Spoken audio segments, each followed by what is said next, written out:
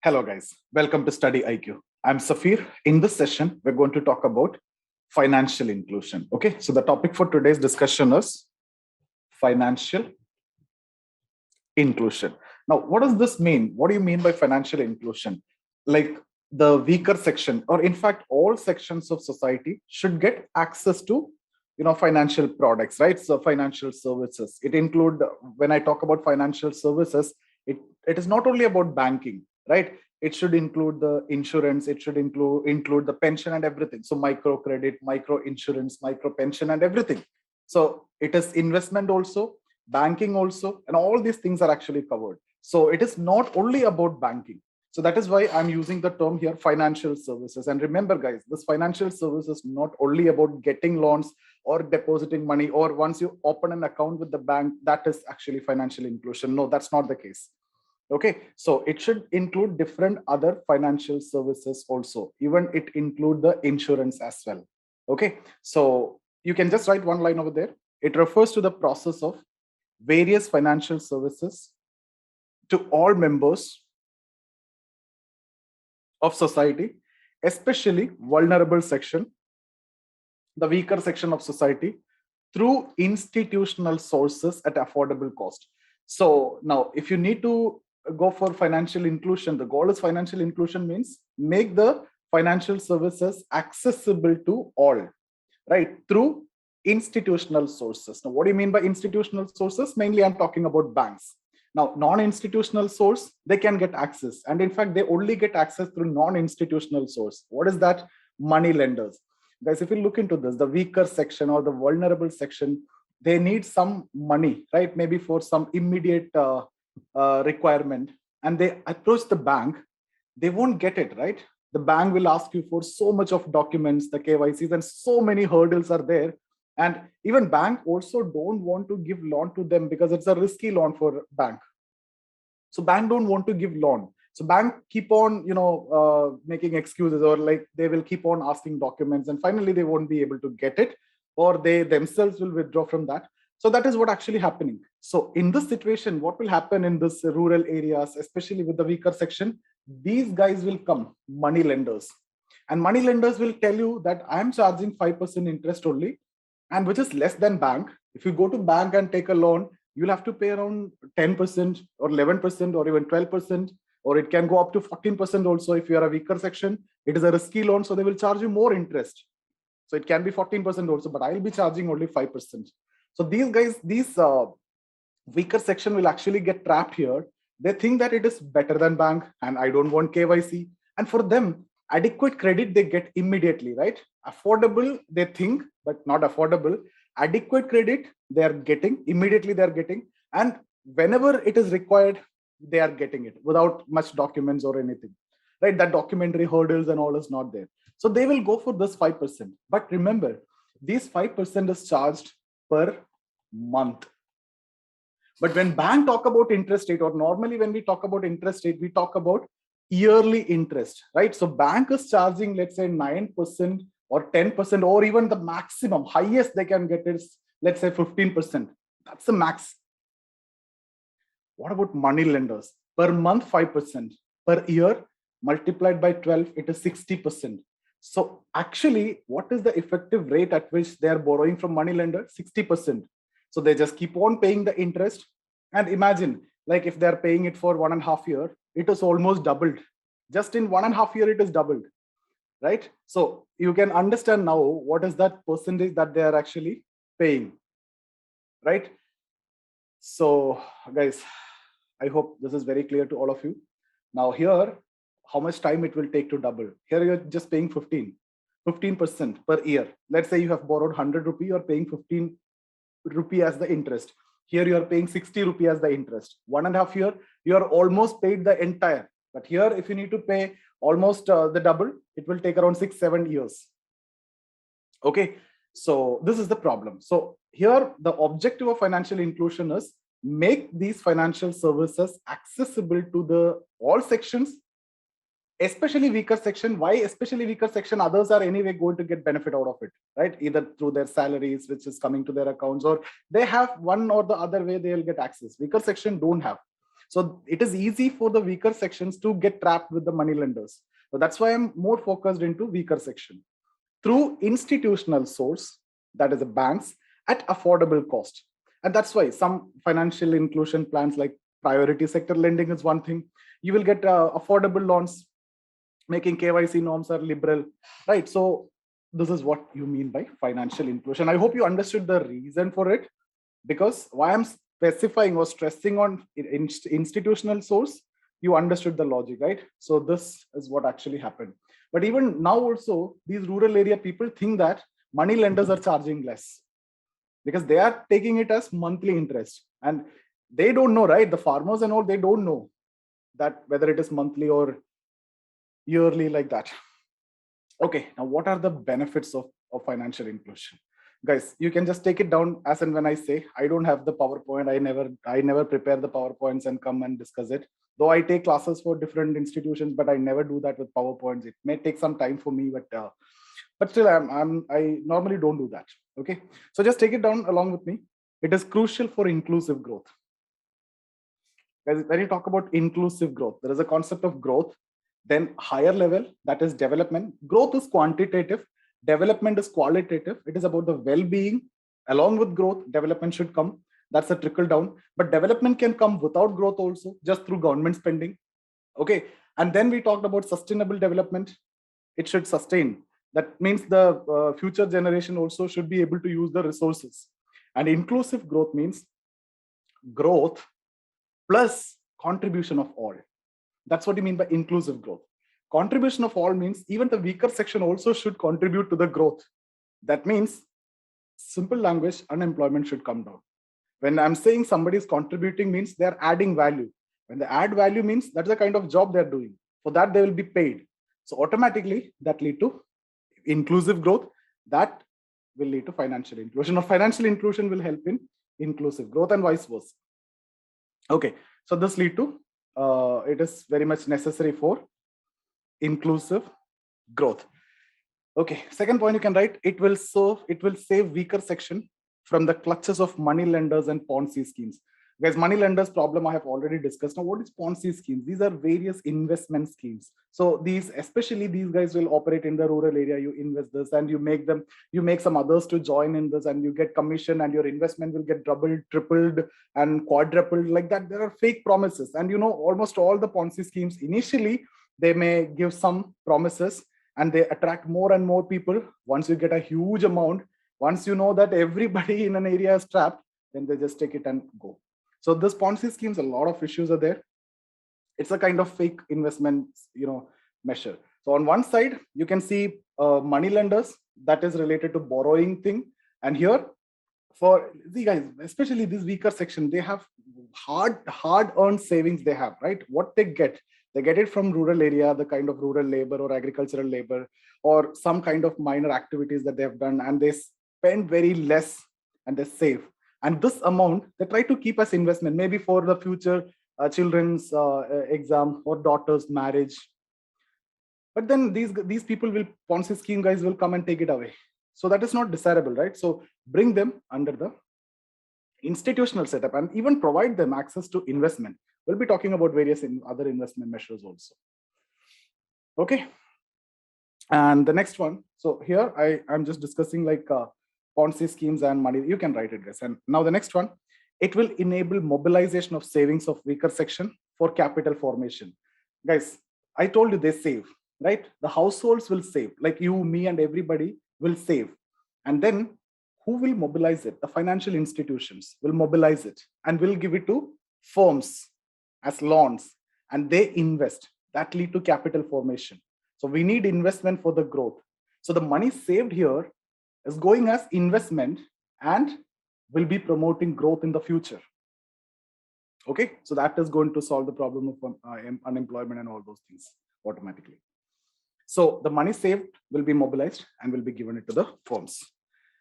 Okay, secondly, next one, or next point you can write, microcredit will facilitate skill development and employment generation. Skill development and employment generation.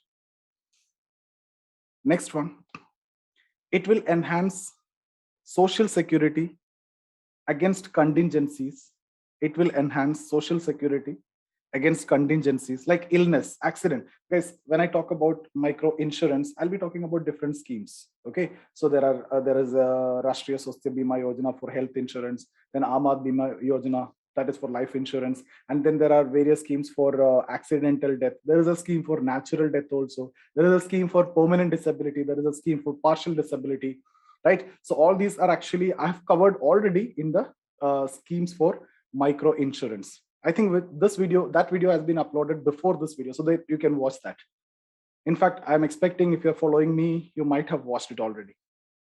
So the point is, it will enhance social security against contingencies like illness, Rashtriya Swasthya Bima Yojana, right? There are then again accidents, old age through micro insurance, micro pension, etc. So old age, micro pension. There are some fixed pension schemes which I've discussed, like you can decide what you are supposed to get after 60 years, whether it is 1,000 rupee, for that there is some premium, 2,000 rupee, 3,000 rupee, 4,000 rupee, 5,000 rupee, like that. And when we have discussed about Adal Pension Yojana, we discussed about Swabhiman, Swawalamban. Okay. Next one, it will reduce leakages in government developmental expenditure by enabling direct benefit transfer. So financial inclusion, the first step is you'll be opening up the accounts. So these leakages in the ration shops or any developmental programs, directly now you're going to transfer the subsidy to the citizens. So that will solve a lot of issues. You will find the actual beneficiary. There won't be fake beneficiaries, right? Next, women empowerment, because women head of the family will be getting the benefits. So women is the head. Even ration card also. What are the indicators? Or before that, I'll just talk about this committee, Nachiket More committee. Just know these points in case if you get a question in mains, you should be in a position to write. Okay, guys, we were talking about Nachiket More committee. This question was asked in 2014 when I was writing my mains. So in fact, this recommendations and observations is very important for you because you will come to know some facts. But that things have been changed now, but still, you will be able to get some idea about the level of financial inclusion, the level of people are having functional accounts, the households having accounts, and all these details you'll get. So according to this, around 60% of the individual do not have functional bank account. 60% of individual. In 2014, I'm talking about. And 42, that has been significantly changed. Okay. And then 42% households do not have bank account. Here I'm talking about households. I'm not contradicting. Here I'm talking about individual. Here I'm talking about households. It will be less, right? Because if you see one house, if you take, there will be 4 or 5 members. Maybe one person also have account, but that will be counted here. But not all the people, the other people, everyone will come when it comes to individual. So that's why this will be higher and this will be always lower. I repeat, in a house, when I say household, even if one member of the family have an account, that household is considered as having a functional account. But rest of the 4 or 5 members won't have it. Those 4 or 5 members who don't have it will be counted in the first one, right? This is individuals. This is household. That's why I'm not contradicting. Individuals will be always higher than the households. Okay, this now this is the recommendation, 42%. This is what in Jan Dhan Yojana. Okay, so again, 90% of small business units do not have access to formal credits. Small business units. That's why later you will see Mudra Bank for a lower level business. And then the next point is credit to GDP ratio is very less. It's actually 70% only. Okay, now it is actually very less. That means the credit that you're giving, that is actually very less compared to GDP, 70%. And if you see China, it's around 200%. Now guys, the question is, I told you, economy is very subjective. So high credit GDP ratio, is it good? This is also not good. This is not desirable. Low credit GDP ratio, is it good? No. Low credit means you're not giving, there is no access to credit. That is also not good. That won't promote investment. So that is not good. Low credit to GDP ratio is not good. That means there is no access to credit.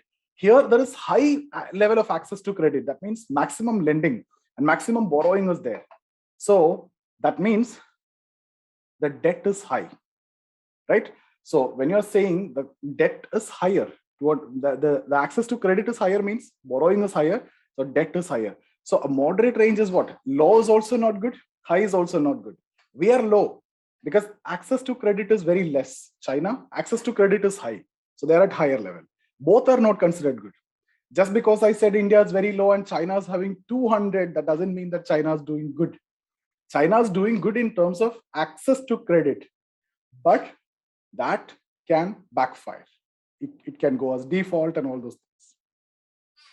Now, what are the problems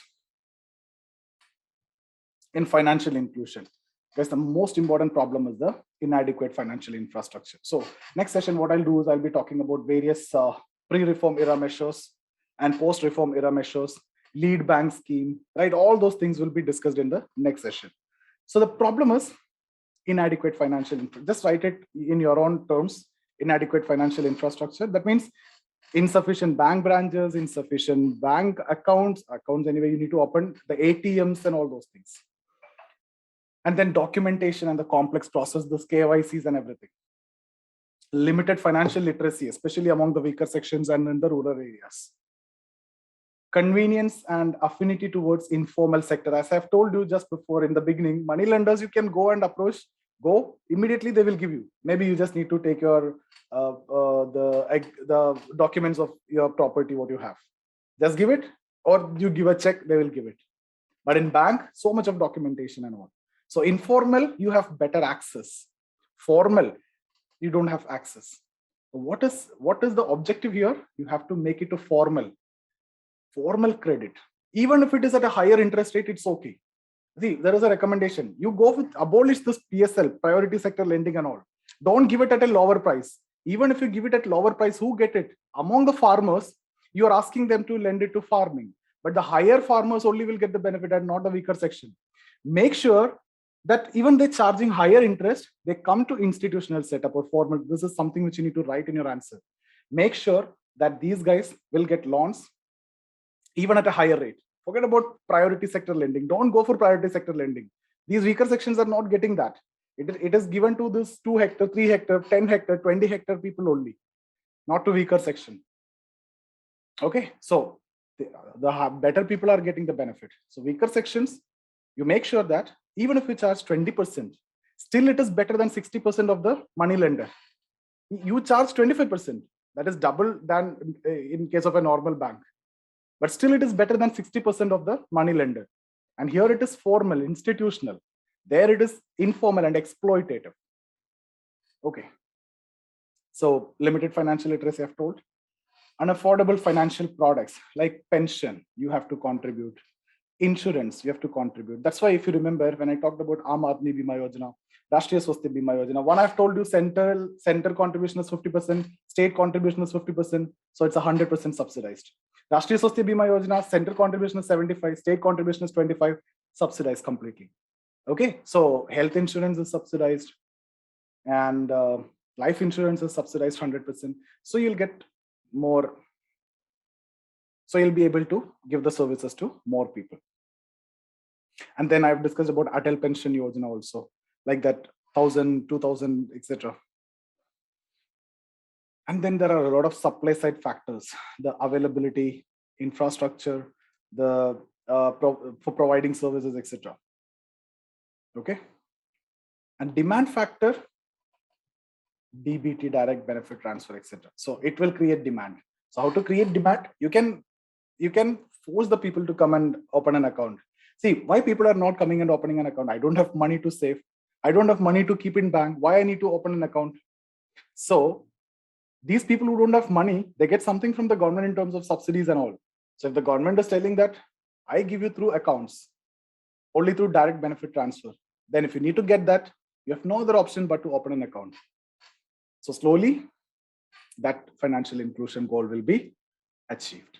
All right, guys, that's it from my side. I hope you like the video. If you like the video, give me a thumbs up. Comment below if you have any questions. Thank you so much for watching. See you guys.